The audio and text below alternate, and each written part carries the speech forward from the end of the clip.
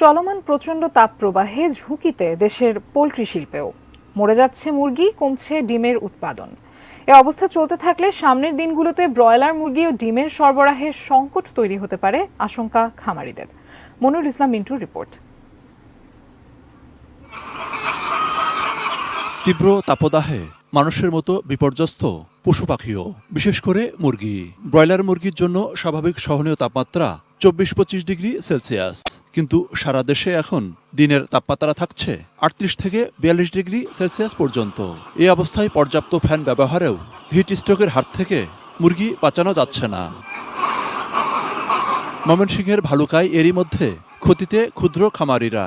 টানা গরমের সঙ্গে পাল্লা দিয়ে বেড়েছে লোডশেডিং, হিট স্ট্রোকে মারা যাচ্ছে মুরগি। খামারিদের অভিযোগ, প্রাণী সম্পদ অফিস থেকেও তেমন সহযোগিতা পাচ্ছেন না। আমাদের এই গরমের দিনে হিট স্ট্রোকে আমাদের অনেক মুরগি ক্ষতিগ্রস্ত হচ্ছে। আমরা সরকারিভাবে ডাক্তারের কোনো সহযোগিতা পাচ্ছি না এবং আমাদের বিদ্যুতের যে ঘাটতি, এই ঘাটতি আমাদের জেনারেটরের মাধ্যমে পূরণ করতে হচ্ছে। একই অবস্থা সাভারের পোল্ট্রি ব্যবসায়ীদেরও। তীব্র গরমে জেনারেটর দিয়ে ফ্যান চালু রাখাই খরচ বেড়েছে। মুরগি স্টক করে মারা যাইতেছে, মুরগি খাদ্য কম খায়, তারপরে কারেন্ট থাকে না ঠিক মতো, জেনারেটরের ব্যবস্থা করতে খরচ বেশি, অনেক বাড়তি খরচ। তাপমাত্রা বেশির কারণে তো খাদ্য খাওয়া পারে না। শুধু সাভার বা ভালুকা নয়, এখন সারা দেশেই ছোট বড় সব খামারই গরমের কারণে বিপাকে পড়েছেন। বেশিরভাগ খামারই শেডে মুরগি তুলছেন না ভয়ে। কেউ আবার তার নির্দিষ্ট পরিমাণ গ্রোথের আগেই মুরগি বিক্রি করে দিচ্ছেন।